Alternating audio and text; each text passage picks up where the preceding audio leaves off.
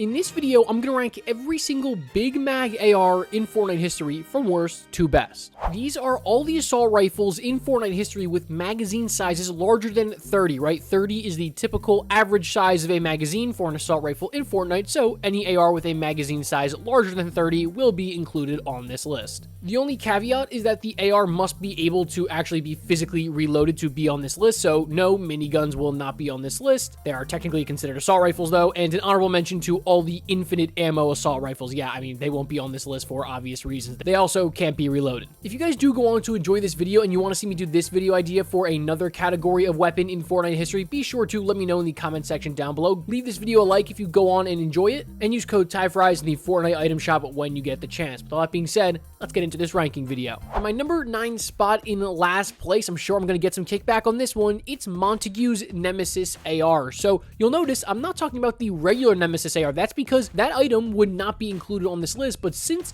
Montague's, the mythic version, gets a drum mag attachment, that allows it to be on this list today with a magazine size of 35. Unfortunately, the magazine size does not help this weapon whatsoever. It could have 30, it could have 15, it could have 100 bullets in a mag, and I still wouldn't use this thing. To me, it was just never the best AR in Chapter 5 Season 1. First of all, the Striker AR was better than it, and then not to mention, the Reaper Sniper Rifle was just better than every ranged weapon that season, so it was like, the Nemesis had 2 opponents, right, and it wasn't going to beat any of them. They tried to put a P2X optic on this specific version of the Nemesis to try and make it kind of function more like a DMR, I guess. It's just not good. I am Striker Gang till the day I die. I will always be Striker Gang, and I think it is better than the Nemesis. And we've got some stacked weapons on this list, and this weapon just doesn't compare to any of them. Moving on to number 8 is a weapon that I actually just talked about in a recent video. It's the light machine gun, or the LMG. The magazine size on this weapon has always changed. Sometimes it's 60 in OG right now. If you're playing that, you'll know it's 100. This has always been such a weird weapon for me because I don't really know when you're supposed to use it, right? It's definitely not able to be used at assault rifle ranges because this weapon has some of the worst recoil I've ever seen for a Fortnite weapon. It's legitimately up there with like the Combat AR, Combat SMG, and like Gunner Stinger SMG as some of the worst recoil weapons of all time. And its DPS is really nothing to write home about. It's not even 200 in the highest rarity. So it's like you're gonna get out DPS'd at close range, but it doesn't have the accuracy to be used at long range. So when do you use it, right? That's always my problem with the LMG, but obviously it has a ton of bullets. One of the biggest magazines in Fortnite history. When it had 100, it was the biggest. So that means being able to shoot 100 bullets without reloading a single time. There's always going to be some value in that, right? Especially if you get it off drop, you're able to jump into someone's box, you automatically have 100 medium bullets to your name. Besides creating chaos, creating pressure, jumping into someone's box, I really just don't see when the LMG is that useful, in my opinion, of course.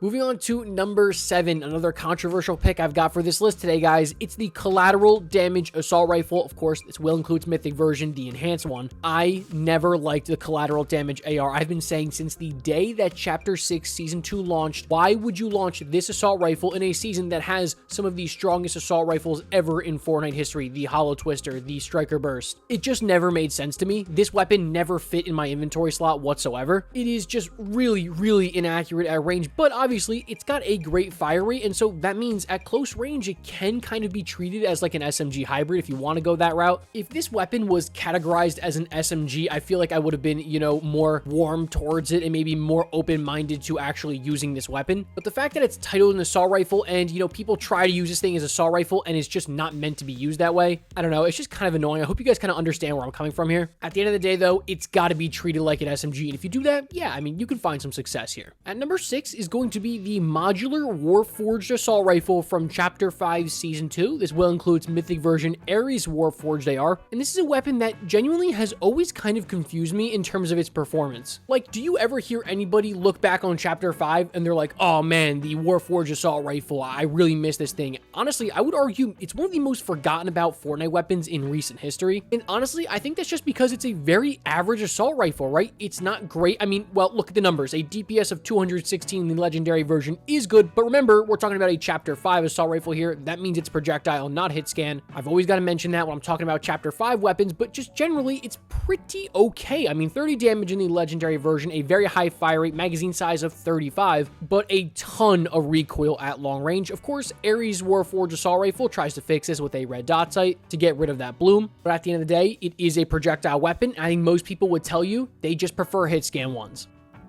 Onwards to number 5, and we've got the Flapjack rifle here. This will include its mythic version. And again, similarly to the LMG, I feel like the Flapjack rifle kind of fits like this weird mid-ground of like, am I supposed to be using it as an assault rifle, or should I be using it more as a close-range SMG? In general, that's just kind of where all Fortnite light machine guns fall into. And it's just another totally okay Fortnite weapon, right? The DPS is nothing crazy, 200 in the legendary version, but it is considerably more accurate than the LMG, and that's why it is so much higher up on this list. That, yeah, it doesn't have that, you know, full-on bully potential just spamming 100 bullets at someone. It's got 45 in a mag, with a lot quicker of a reload time, a lot better damage, and also, I forgot to mention this in my every LMG video, but this weapon is technically considered an assault rifle, and that means that it also counts for assault rifle augments, which is actually pretty good in Chapter 4 if you think about it. At the end of the day, like I said, I think this is a totally decent middle-of-the-road Fortnite weapon. At number 4, I've got a pretty interesting one here. It's the Combat Assault Rifle, but you'll notice the pre-Chapter 5 version. The Chapter 5 version of the Combat Assault Rifle has less than 30 bullets in a magazine. I believe it's 28 to be exact, but this one has 35, so it will be on this list. It's another weapon with unbelievable recoil. Like, if you're playing on controller, you have to literally pull down on that right stick while you fully auto this thing just to be somewhat accurate, but